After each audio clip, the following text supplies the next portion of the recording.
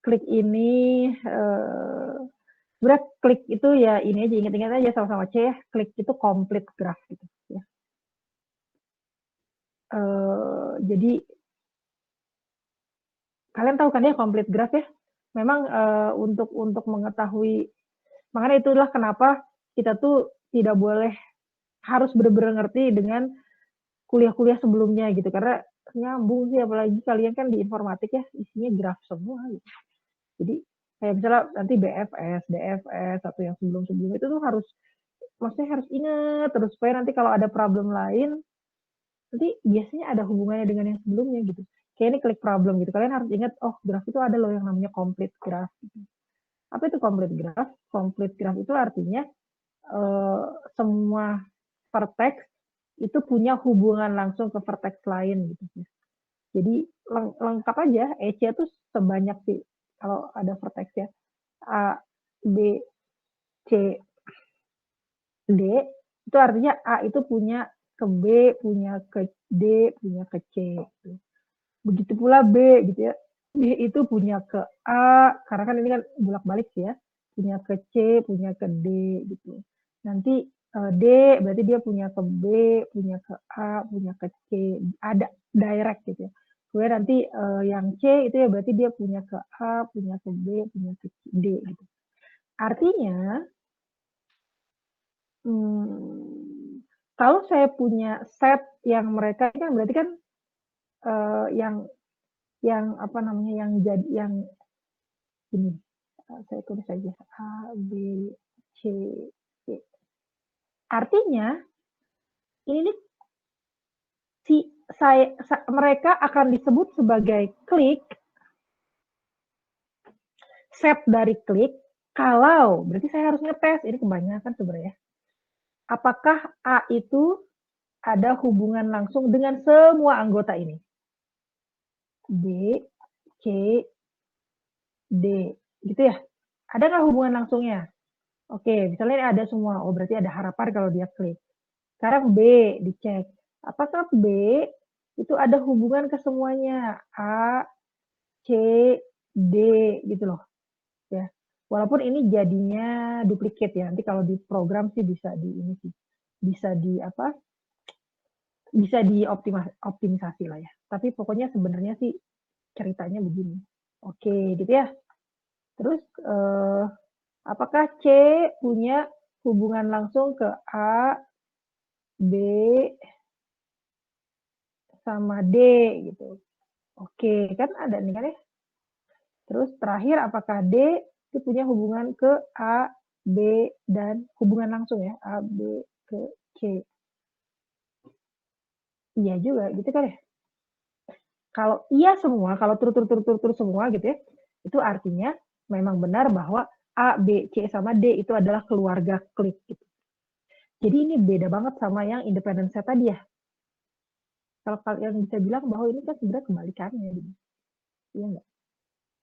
Ya, jadi kalau tadi independent set tuh pengen yang nggak pengen deket, nggak pengen nempel, kalau yang klik ini malah justru pengennya guyup gitu, dia senangnya tinggal di kampung gitu, jadi ayo semuanya nempel gitu, semuanya kalau bisa tetangganya tuh ya semuanya nempel gitu, pengennya gitu.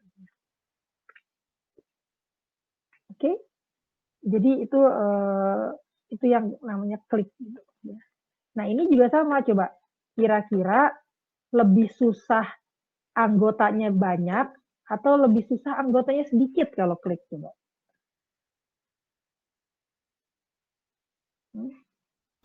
Anggotanya banyak, Bu. Berarti problemnya apa? Problemnya adalah mencari maksimum gitu. Ya, klik itu pasti problem karena lebih susah banyak kan? Pasti lebih susah gitu. Belum susah nyari temen yang pengen nempel semua sama kalian, makanya ya lebih susah daripada cuma satu dua aja. Makanya yang namanya sahabat gitu biasanya ya cuma satu dua aja gitu, yang mana ada yang banyak gitu. Ya walaupun kalian di IG atau di mana followernya ratusan atau mungkin ribuan gitu ya, tetap aja gitu ya. Yang bener-bener dekat pasti sedikit. Oke, coba kita baca. Ya, find the largest subset CL, oh ditulisnya CL bukan C. such that for all UV itu berarti H ya, anggota dari CL, subset dari CL, sebentar saya bikin dulu.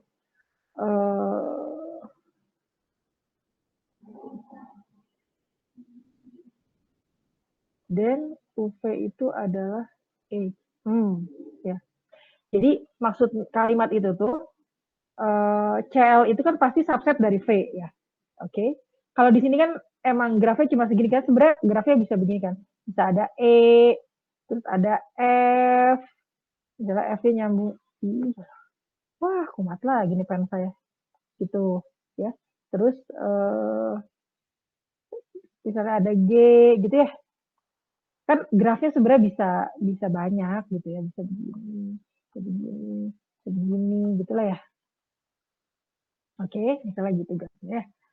Nah, berarti kan si vertex-nya, V-nya, ini kan sebenarnya berarti apa? A, B, C, D, E, F, G gitu kan ya. A, B, C, D, E, F, F, G. Saya nggak konsisten ya, ini huruf kecil atau huruf besar. Ya anggap aja nggak ke sensitif ya. Jadi vertex-nya kan ini kan A, B, C, D, E, F, G gitu kan ya. Terus kliknya ini kan tadi kan A, B, C, D gitu ya. Nah terus katanya gini, CL itu adalah subset V, ya kan? Pasti subset V, karena kan A, B, C, D itu pasti harus ada di vertex kan ya. Nah, demikian rupa sehingga kalau saya ambil dua di sini, saya ambil dua vertex di dalam CL, ya. Kalau ada UV yang dia merupakan member dari CL, ambil aja, terserah UV-nya mau yang mana. Boleh AB, boleh BC, boleh CD, boleh CB, boleh AD, bebas, terserah yang mana aja. Diambil nih ya, ada UV, UV-nya misalnya AB aja lah ya yang gampang. A, B gitu ya, kita ambil nih. Di mana A dan B itu adalah dua vertex yang kita ambil dari CL, itu pasti UV-nya itu gitu ya, pasti AB-nya ini nih, dia tuh ada H gitu. Jadi random aja, terserah kalian boleh ngambil BC.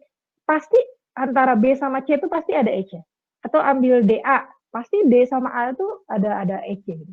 Yang manapun, kombinasi yang manapun kalian ambil, itu pasti ada H-nya. Itu adalah definisi klik gitu ya. Iya kan? Pasti kan? Kenapa? Karena dari awal kita membentuk teman itu tadi kita kan bikin CL-nya tuh pengennya yang nempel-nempel semua kan. Jadi ya pasti aja mau diambil siapapun dari dua itu pasti nempel gitu loh. Nah, nah ini salah satu kalau kalian pengen membuktikan kontradiktif, itu kalian lihat dari definisi itunya gitu ya. Ini kan definisinya bahwa CL itu subset dari V, such as for all UV itu apa?